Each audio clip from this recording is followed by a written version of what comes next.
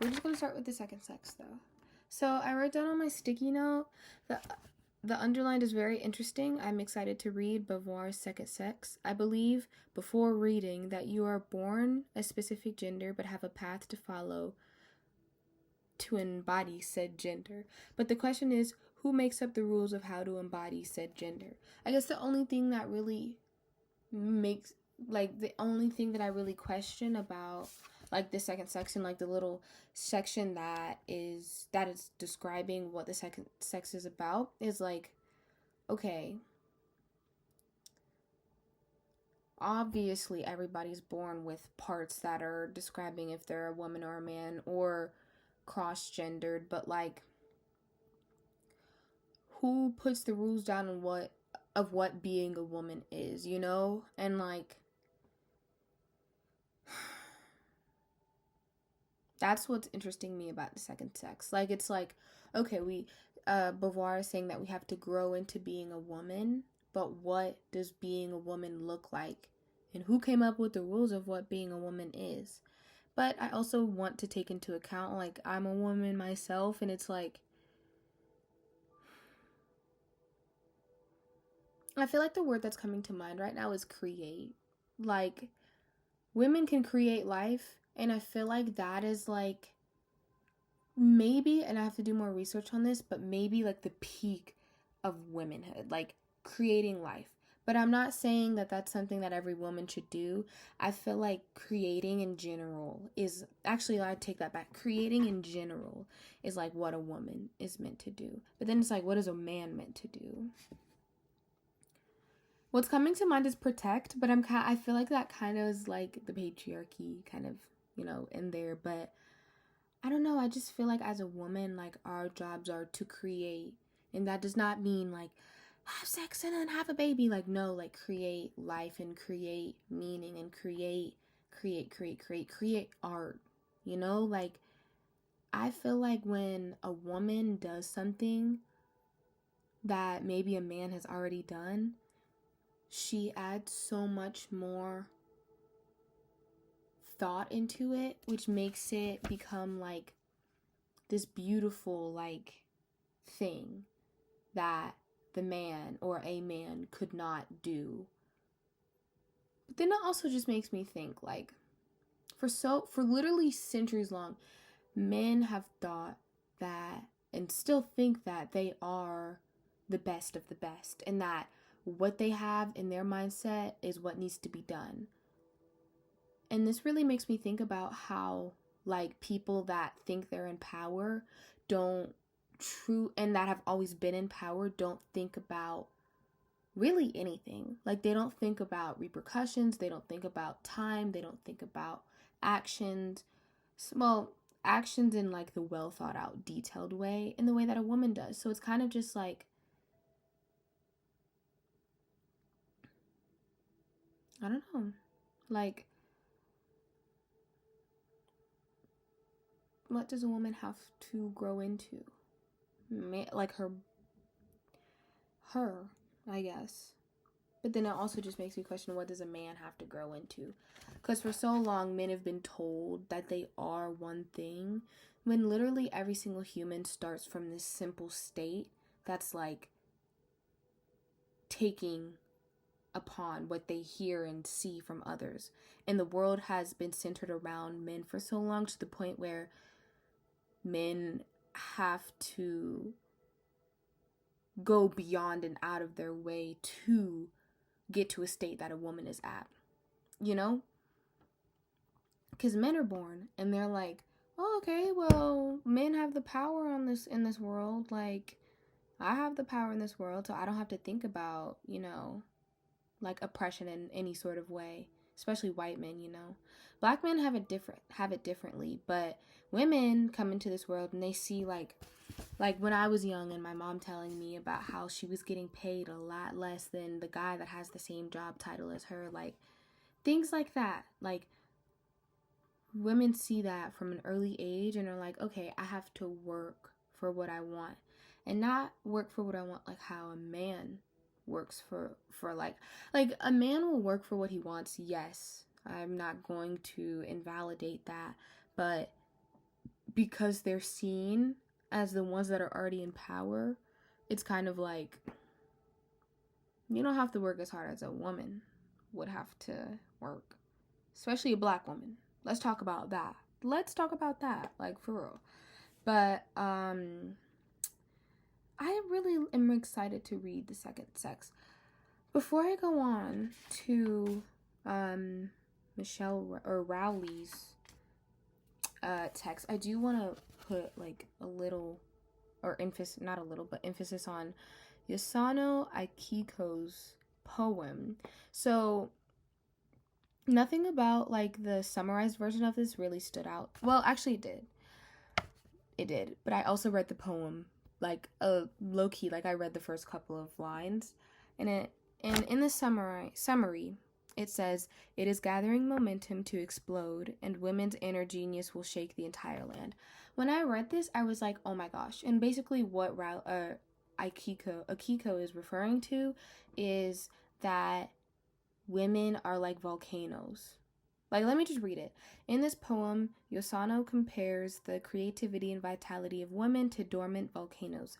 Drawing from the natural landscape of Japan, composed of mountains that were once blazing volcanoes, Yosano uses this imagery as a metaphor to characterize the situation of women. She suggests that the creative energy of women, like fire of dormant volcanoes, has not been extinguished. It is gathering momentum to explode, and women's inner genius will shake the entire land. I think that this is so true, and it's kind of making me think of slavery and this conversation that I had with my sister, even though this is a whole nother topic. Like, I asked myself, why did we go through 450 years of slavery? So that the next 450 years we could really come to show who we are and the greatness that we could bring to this world, you know? But also, that's not trying to excuse slavery, because it still happened. But I feel like when things are held back for so long, there's a moment where it's just like, you see it. You see it now. You see me now. You see me now. You literally see me now. Like, I think this is going to happen with women and black people.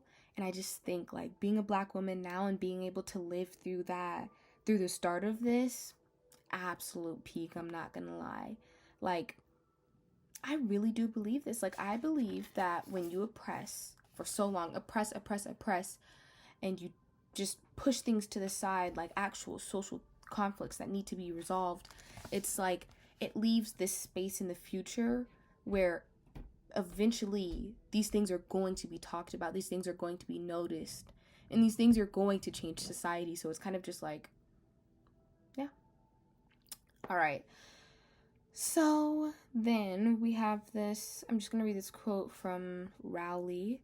Rowley reminds us that our relational connections, past, present, and future, make us who we are and who we may become. This, to me, is about psychology. Like, let's not even, like, not keeping feminism in mind, but not having it as the main topic or main point. Like, you have to know, like, as a person, that the first 5 years of our lives are so very important and detrimental to how we view the world. Like, the first 5 years of our lives are like, we're seeing things and we are taking it in, and we're seeing what our parents do, and what our parents do, whether you like it or not, or like what your parents do or not, like, it affects us. And even if some of us may not become like our parents, there are traits within us that truly are like our parents. This is why I think there needs to be more rules and regulations around parenthood and becoming parents, because I'm not saying like, oh, you can't have a kid. You can't.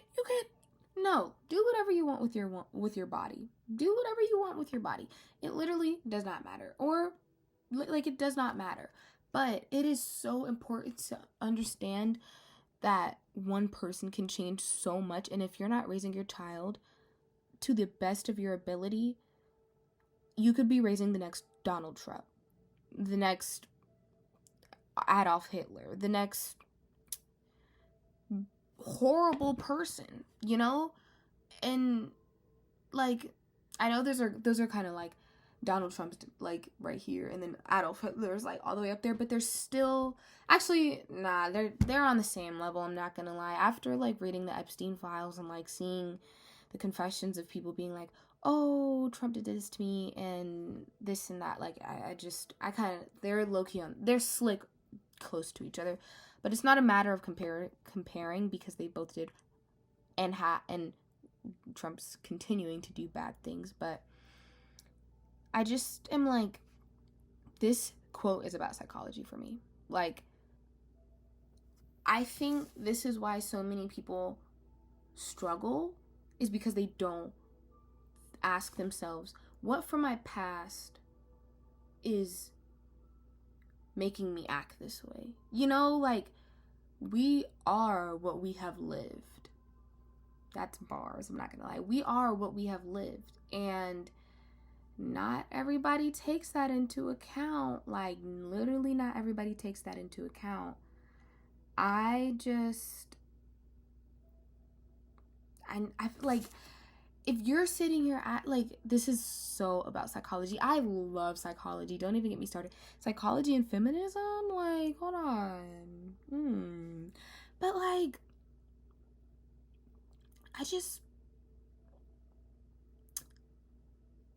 some people will genuinely be like, why am I such a negative person? And I'm taking this because this is my whole family. I hate to say it.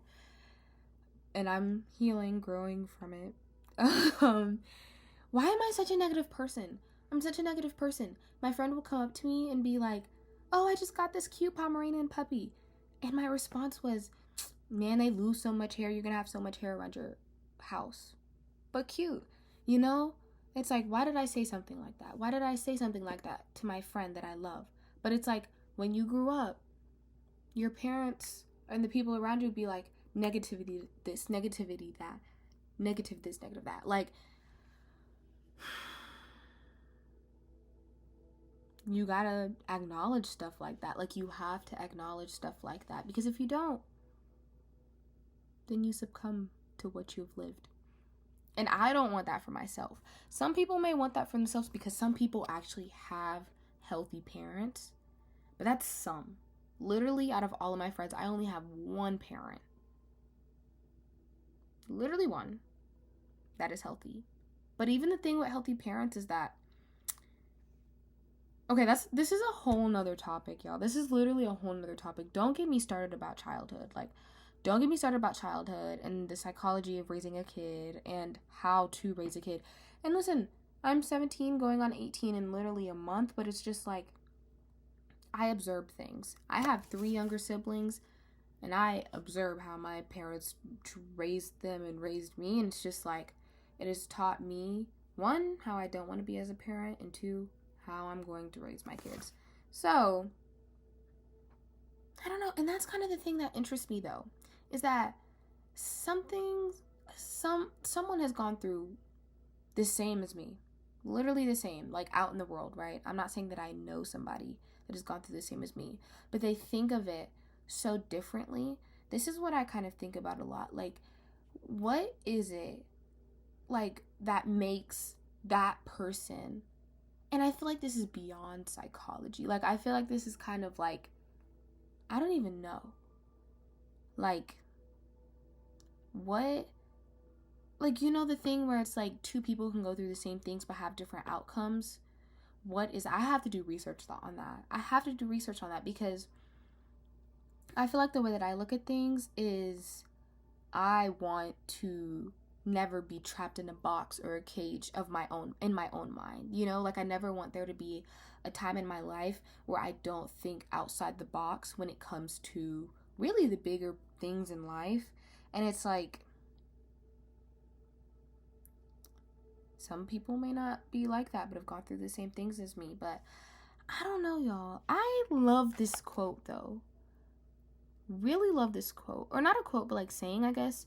Riley reminds us that our relational connections, past, present, and future, make us who we are and who we may become.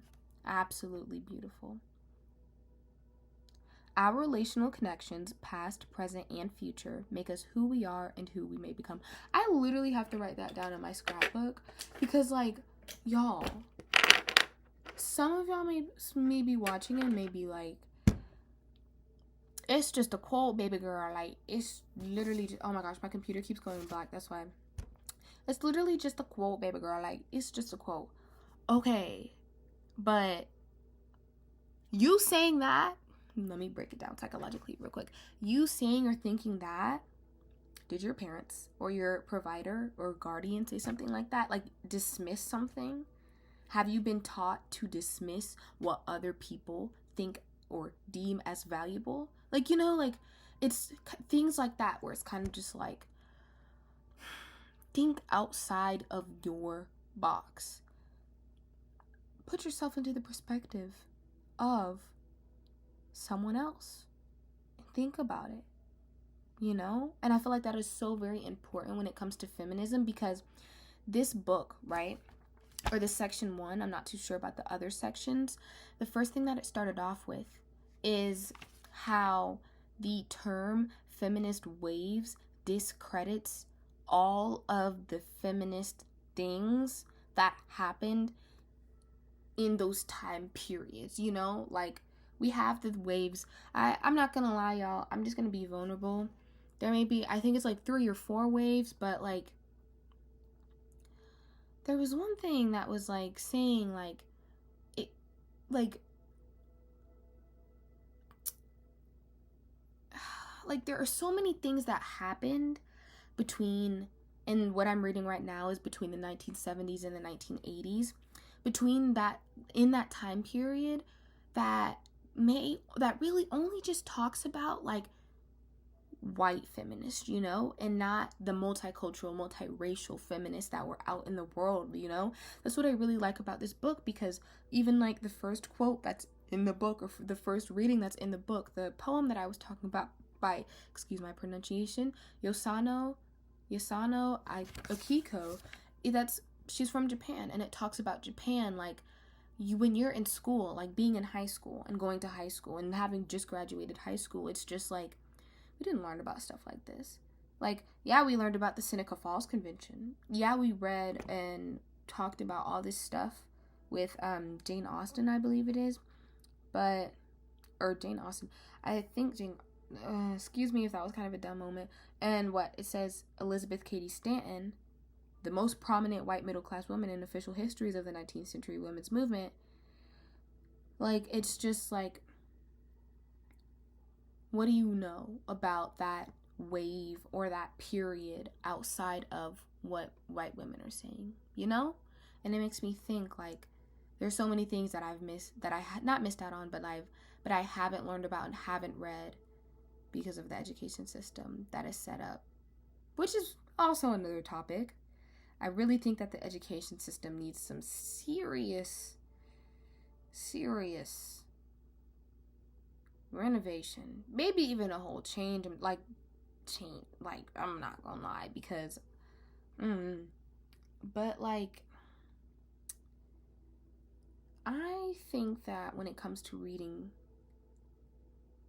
and actually not even reading, but feminism, you have to have an open mind. You have to have an open mind, but that really comes with anything, but like, especially with feminism, because there are so many people that have gone through so many women that have gone through so many different things, to the point where it's like, you see truth in everything, but you don't have to believe in all of it, you know? Like,